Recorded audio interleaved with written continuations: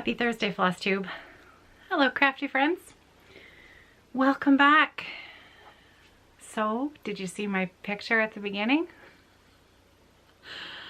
I found the big gray socks. I found them. I found those big gray socks. I found them last night. I found them in my zipper box where I had put them. I don't even remember putting them there, but I know that I had my zippers in two batches. I had the original bin of zippers, and then I had another batch of zippers that were in the plastic shipping bags. And when I unpacked everything, I must have put the socks down on top of the original zippers in the bin, and then I put all of the zippers that were in the plastic bags on top, so that they were all in the zipper bin, so that all of my zippers were in one place, which is where they're supposed to be. But I didn't recognize that I had put the socks in there, and then they were hidden. And if I hadn't gone looking, if I hadn't gone digging in the bin for a different colored zipper, I don't know, it would have been another week or so before I'd found them. And then I might have even had, you know, John tearing apart the house at home looking for them. So I found them and they fit. They fit. I gave them to my father-in-law last night. He tried them on and they fit. And he was very, very pleased with them. So, success. The big gray socks. The saga of the big gray socks has a very happy ending. I finished them. I lost and found them.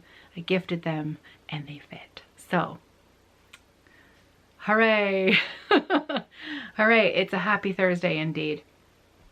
So I am recording this video a little later today than I expected to be, because it was a beautiful, bright, sunny day, and the batteries were charging so well that I thought, oh, it's a perfect day to clean the cottage, because I require the solar to be at a pretty good charge in order to use the vacuum. Now, this is kind of a bit of a funny thing that people find interesting, and in fact, I think it's quite charming. Is charming the right word for a vacuum cleaner? Anyways, we actually have a central vac system in this cottage. I know, solar powered central vac. So when we were planning the cottage, my in-laws for Christmas one year, so you have to keep in mind that this is this was their brainchild, and they have the same thing in their cottage. And I think it was both my mother and my father-in-law who dreamed this up. Maybe they got the idea from someone else. I don't know, but I'm going to give them credit because I don't know where they got the idea from. But they're certainly the ones who helped us with this.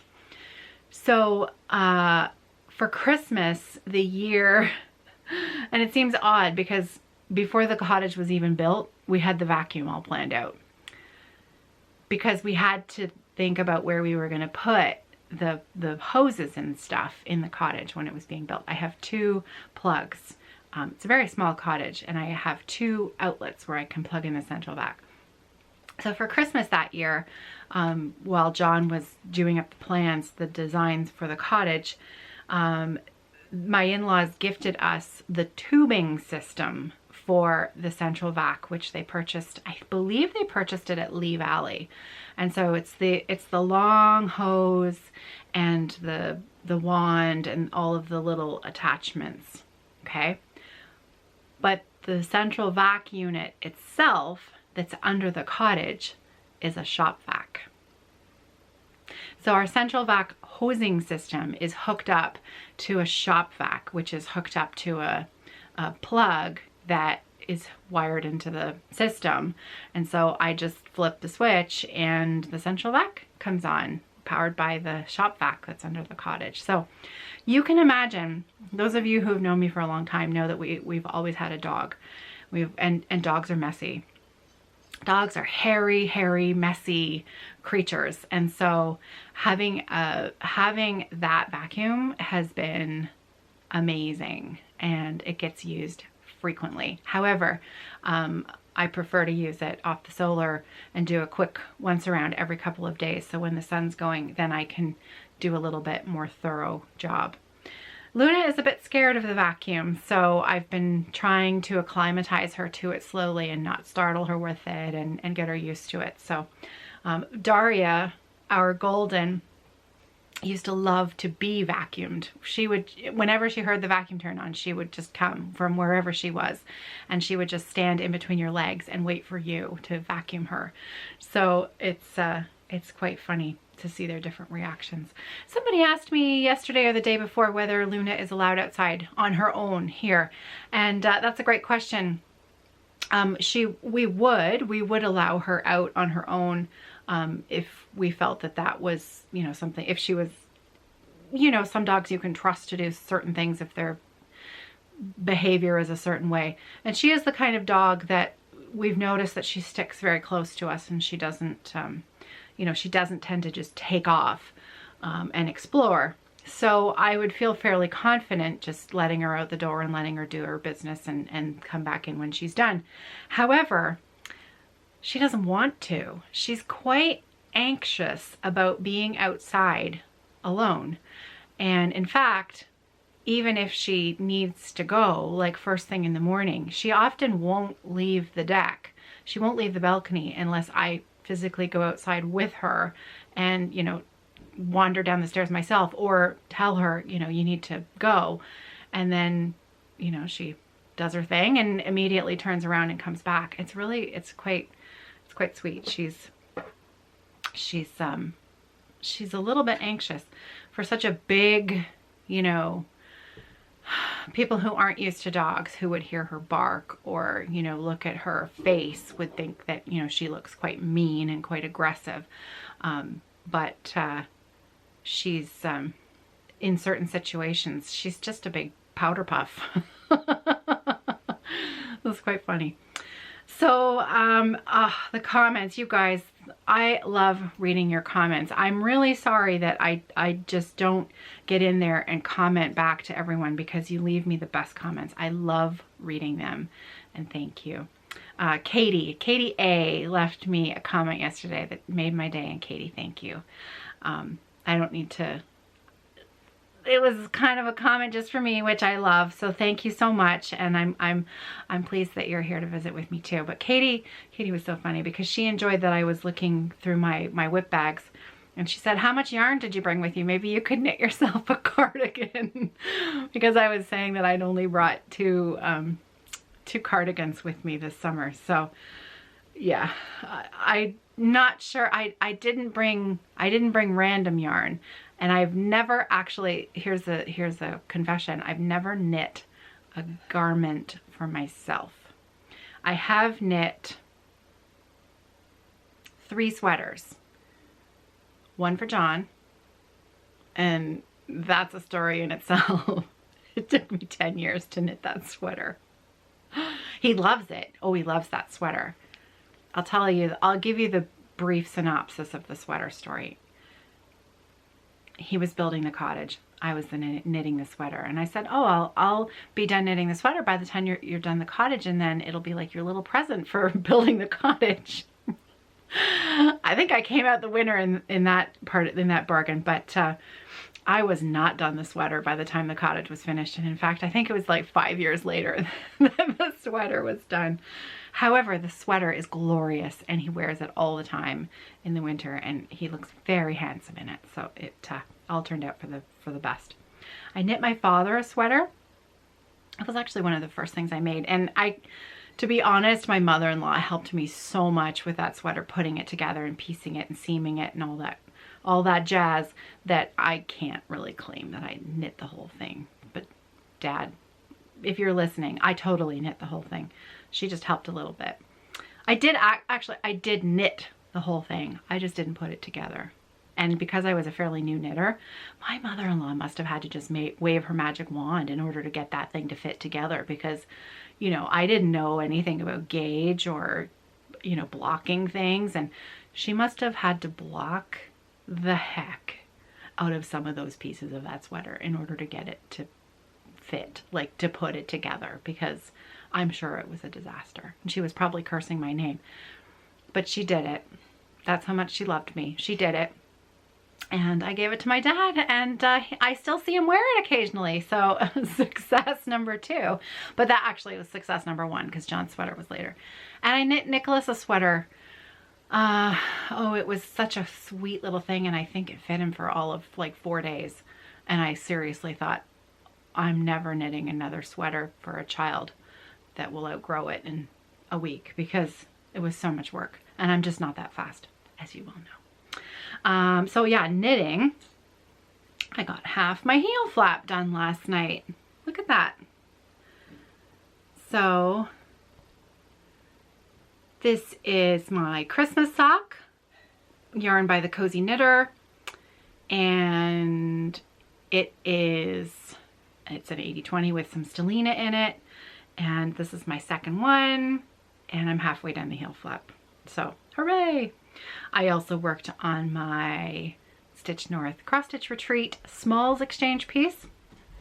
I'll share that with you. I'll share it with you next week when I've had some more progress, because I want to get right to the main event for today, and that is that I have a very special, I have a giveaway to offer to you from a viewer. I received an email a few weeks back from Janet P. And Janet sent me a message, and she said, I have these 2 charts that I was saving to put on the freebie table at the retreat, but I wondered if you wanted them instead. And they're brand new, and they're glorious charts. And so I have asked if Janet would mail them out to the winner, instead of sending them to me and then me mailing them out to 2 people who would win them, because I have one of these patterns already. In fact, it was one of the market releases this year by Teresa Kogut. So some of you might know already which pattern I'm talking about. It is the Pet All the Dogs by Teresa Kogut.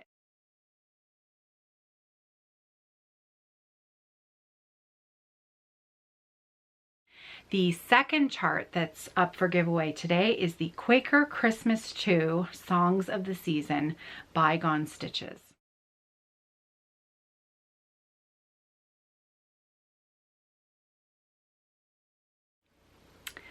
I'm going to put in pictures of both of those charts. They're beautiful, both of them. If you would like a chance to win, just leave me a comment below. So what I'm going to do is, because I want Teresa to be able to see, Teresa Kogut is the designer of the chart. Janet is the viewer who is going to be generously giving them away. So let's leave comments on this video below if you'd like a chance to win. If you would like both charts, just put both. Let's say we need to pick a word for each one. So the first one will be dogs, and make sure it's plural, so D-O-G-S for the Teresa Kogut pattern. And let's do we'll just do Christmas for the lovely Christmas chart. And so have the word dogs and Christmas in your comment. If you would only wish to be entered for one of those charts, then just have one of those words in your comment below. And then next week, I'll use the random comment picker generator, and we'll choose a winner for each chart. So one winner per chart. And then I will have, you can email me, and then I will send your information to Janet. Is that okay?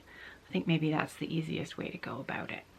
All right, so dogs and Christmas for winning either of those charts. So thank you again to Janet, because that's really, it's a nice way to brighten up our week here. So pretty nice. All right, well, I better go. I am waiting for Do you remember I told you a neighbor of ours came over and planted my in-laws' garden, and she planted the beans and the tomato plants over there in the little garden? Well, she's quite a prolific gardener, and she has her own garden on her own island plot that's a little ways away. And we've known them for years and years. I grew up here knowing them because they were friends of my in-laws. And so now they're our friends as well. And the wife has grown snow peas this year in her garden, and she's offered some to me. I love snow peas. I love snow peas. Snow peas remind me of my mom's garden when I was a kid. My mom is a wonderful gardener, and we used to have a massive vegetable garden at the house where I grew up. And my mom always had snow peas, and they were really, I just remember picking them in the summer because they always had that little flower cap, and I always liked the little flower cap that was on top of the snow pea, and they're just so delicious. And it shocks me to my core that my daughter hates snow peas. Sarah hates them. How can you hate snow peas? They're one of the more innocuous vegetables. Brussels sprouts, I understand. I love Brussels sprouts. Sarah hates them. She also doesn't love asparagus.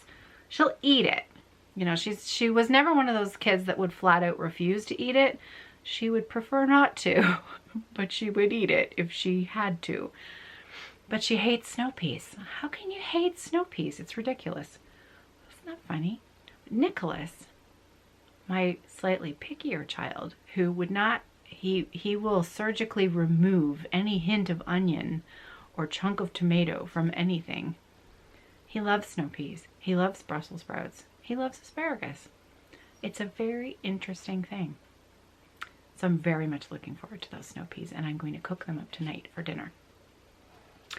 Okay, so I tomorrow have a very special episode of Focus on a Designer and App.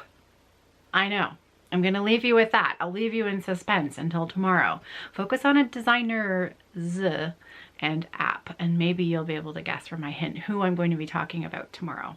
So I have been waiting for a little while to share about this app and this designer with you. So I'm looking forward to tomorrow's chat. So that's coming up tomorrow. Just a word about the whip parades at the end. I had way more backed up whips than, I mean, it doesn't seem like a lot when I look at it, but then when I factor in, I can only put about 4 or 5 into each video, and I'm doing, you know, update emails on them as well. It's just taking me a little bit longer to get through the older emails than it's typical Caroline. It takes me longer to do something I think is going to take me a day. So I apologize if you haven't heard from me yet. Don't give up. I'm still going through those old emails, and I'm still going to keep popping those whip parades in at the end because they're so fun. Now tomorrow I won't be doing whip parade of viewer stuff because I will have a little whip parade at the end of the designer designs at the end, but they will return back on Saturday, and then hopefully I should be caught up by middle to end of next week. And then I will start asking you again to keep on sending me those photos. So, because it's so fun. All right, so don't forget for the giveaway, dogs, Christmas, 1 chart, 2 charts, and then we'll pick a winner next week. Okay? All right. That is it for me. I think Nicholas was doing the dishes, so he's done now. I think he's finished. Heard him wrap up, so that's done. And I'm going to get this video up and do a little bit more sewing. I'm working towards a shop update. The next shop update that I do will be pre-order. So everything that goes in the shop will have a 2-week pre-order date. So pretty much from the time I put it up in the shop, it'll be 2 weeks before it leaves here, before it leaves the island. Some of the bags are done. Some of them are all cut and pieced and ready to go. It's just that this will allow me to offer a larger selection a wider choice of fabrics. And also, I'm just not quite sure the exact date that I'm going to be able to get them off the island. So 2 weeks-ish gives me a little bit of flexibility. I'm hoping to have those bags in for pre-order on Monday. So that's what I'm working towards. Okay, that's it for me today. It's really good to be back in a daily routine. Really, really, really nice. And for those of you who've left me a comment saying that you enjoy the daily videos as well, thanks for coming back. Thanks for sticking around. It's been a lot of fun. It is a lot of fun. And I'll see you tomorrow. So take care, everybody. Happy stitching.